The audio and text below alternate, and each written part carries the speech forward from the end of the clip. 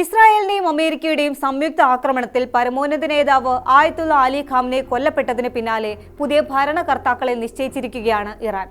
രാജ്യത്തെ താൽക്കാലിക നേതൃത്വം ഏറ്റെടുക്കാൻ മുതിർന്ന പുരോഹിതനായ ആയത്തുള്ള അലി റിസ അറാഫിയെ നിയോഗിച്ചു. ഭരണഘടനയുടെ ആർട്ടിക്കിൾ 111 പ്രകാരം ഇറാൻ ഔദ്യോഗികമായി പ്രവർത്തനം ആരംഭിച്ചിരിക്കുകയാണ്. ഈ നിയമപ്രകാരം രാജ്യത്തെ സുപ്രീം ലീഡർ ഇല്ലാതാവുകയാണെങ്കിൽ ഒരു താൽക്കാലിക 3 അംഗ കൗൺസിൽ രൂപീകരിക്കണം. ഈ കൗൺസിലായിരിക്കും സ്ഥിരമായി പിൻഗാമിയെ തെരഞ്ഞെടുക്കുന്നതുവരെ പരമോന്നത നേതാവിന്റെ എല്ലാ അധികാരങ്ങളും നിർവഹിക്കുക. ആയത്തുള്ള അലി റസ അറാഫിയാണ് ഗാർഡിയൻ കൗൺസിലിലെ നിർണായക സ്ഥാനം വഹിക്കുക. ഇറാനിലെ ഏറ്റവും ശക്തരായ 3 വ്യക്തികളിൽ ഒരാളായ അറാഫിയെ കുറിച്ച് കൂടുതൽ അറിയാം. സ്വാഗതം ഇൻഡെപ്തിലേക്ക്.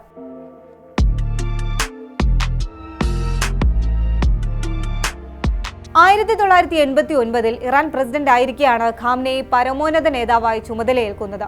പശ്ചിമേഷ്യയിൽ ഏറ്റവും കൂടുതൽ കാലം ഭരണം നടത്തിയ രാഷ്ട്ര തലവനാണ് അദ്ദേഹം. രാജ്യത്തെ ഏറ്റവും ഉയർന്ന മതരാഷ്ട്രീയ അധികാര സ്ഥാനമാണ് സുപ്രീം ലീഡർ അഥവാ പരമോന്നത നേതാവ്. പ്രസിഡന്റിന് മുകളിലാണ് ഇസ്ലാമിക് റിപ്പബ്ലിക് ഓഫ് ഇറാന്റെ പരമോന്നത നേതാവിന്റെ സ്ഥാനം. ഫെബ്രുവരി 28-ന് തെഹ്റാനിലെ ഓഫീസിൽ നടന്ന US ഇസ്രായേൽ സംയുക്ത മിസൈൽ ആക്രമണത്തിൽ ഖാംനെയുടെ ഉന്നത നേതൃത്വത്തിലെ വ്യക്തികളും വധിക്കപ്പെട്ടതോടെ ഇറാന്റെ ഭരണം അനിശ്ചിതത്വത്തിലാകുമെന്ന് റിപ്പോർട്ടുകൾ പുറത്തു വന്നിരുന്നു. എന്നാൽ വളരെ പെട്ടെന്ന് തന്നെ ഇറാന്റെ ഭരണഘടന പ്രകാരമുള്ള താൽക്കാലിക നേതൃത്വം ഭരണം ഏറ്റെടുക്കുകയായിരുന്നു.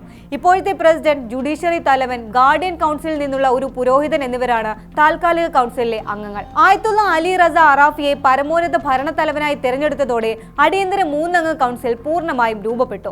പ്രസിഡന്റ് മസൂദ് പെസഷ്കിയാനുമായും judiciary chief Gholam Hossein Mohseni ഇജയുമായും ചേർന്ന് അറാഫി ഇസ്ലാമിക് റിപ്പബ്ലിക്കിനെ നയിക്കും. ആയത്തുള്ള അലി റിസ അറാഫി 1959-ൽ യാസിദ് പ്രവിശ്യയിലെ മെയ്ബോർഡ് നഗരത്തിലാണ് ജനിച്ചത്. അദ്ദേഹത്തിന്റെ പിതാവ് മുഹമ്മദ് ഇബ്രാഹിം അൽ അറാഫി ഇറാൻ ഇസ്ലാമിക് വിപ്ലവത്തിന്റെ സ്ഥാപകനായ റുഹുല്ല ഖൊമൈനിയുടെ അടുത്ത സുഹൃത്തായിരുന്നു. 67 വയസ്സുള്ള അറാഫി ഇറാനിലെ പ്രധാനപ്പെട്ട വ്യക്തികളിൽ ഒരാളാണ്. ഇതിനു മുൻപ് അദ്ദേഹം രാജ്യത്തെ ഏറ്റവും സ്വാധീനമുള്ള 3 സ്ഥാനങ്ങൾ ഒരേ സമയം വഹിച്ചിരുന്നു. ഇറാനിലെ ദേശീയ ഇസ്ലാമിക് സെമിനാരി സിസ്റ്റത്തിന്റെ ഡയറക്ടറായിരുന്നു അദ്ദേഹം. 2019-ൽ ഖാംനെ അദ്ദേഹത്തെ ഗാർഡിയൻ കൗൺസിലിന്റെ അംഗമായി നിയമിച്ചു. അൽ മുസ്തഫ ഇന്റർനാഷണൽ യൂണിവേഴ്സിറ്റിയുടെ ചെയർമാനും ഇന്റർനാഷണൽ സെന്റർ ഫോർ ഇസ്ലാമിക് സയൻസിന്റെ മേധാവിയുമാണ്. ഈ സ്ഥാപനങ്ങൾ വഴി ഷിയ ഇസ്ലാമിനെ ലോകമെമ്പാടും പ്രചരിപ്പിക്കുന്നതിൽ അറാഫി പ്രധാന പങ്ക് വഹിച്ചിരുന്നു. അസംബ്ലി ഓഫ് എക്സ്പേർട്സിൽ അംഗമായ അറാഫി ഇറാൻ ഭരണകൂടത്തിന്റെ വിശ്വസ്തനാണ്. ഖാംനെയുടെ ദർശനങ്ങൾക്ക് അനുസൃതമായി യുവ പുരോഹിതരെ വാർത്തെടുക്കുന്നതിലായിരുന്നു അദ്ദേഹം ശ്രദ്ധ കേന്ദ്രീകരിച്ചിരുന്നത്.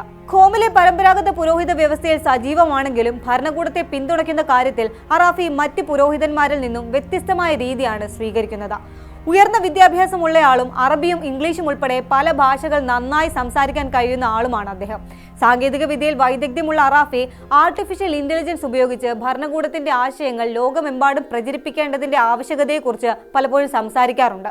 സാങ്കേതിക വിദ്യയും ആധുനികതയും ഇസ്ലാമിക് ആശയങ്ങളുമായി സമന്വയിപ്പിക്കണമെന്നതാണ് അദ്ദേഹത്തിന്റെ കാഴ്ചപ്പാട്. ഖാംനെയുടെ അടുത്ത അനുയായിയായിരുന്നു അറാഫി. ഇറാൻ ഇസ്രായേൽ സംഘർഷത്തിൽ അദ്ദേഹം വിട്ടുവീഴ്ചയില്ലാത്ത കടുത്ത നിലപാടുകളായിരുന്നു സ്വീകരിച്ചിരുന്നത്. അസംബ്ലി ഓഫ് എക്സ്പേർട്സ് അംഗമായതിനാൽ അടുത്ത പരമോന്നത നേതാവാകാൻ സാധ്യതയുള്ള ഒരാളായി അറാഫിയുടെ പേര് ഉയർന്നു കേട്ടിരുന്നു. ഇസ്ലാമിക നിയമങ്ങൾ, തത്വശാസ്ത്രം, വിദ്യാഭ്യാസം എന്നീ വിഷയങ്ങളിൽ അദ്ദേഹം നിരവധി പുസ്തകങ്ങളും ലേഖനങ്ങളും എഴുതിയിട്ടുണ്ട്. അദ്ദേഹത്തിന്റെ നേതൃത്വത്തിൽ ഇറാനിലെ മതപാഠശാലകൾ ആധുനികവൽക്കരിക്കപ്പെട്ടു. ഇതുവഴി ലോകത്തിന്റെ വിവിധ ഭാഗങ്ങളിൽ നിന്നുള്ള വിദ്യാർത്ഥികൾ ഇവിടെ പഠനത്തിനായി എത്തിത്തുടങ്ങിയിരുന്നു.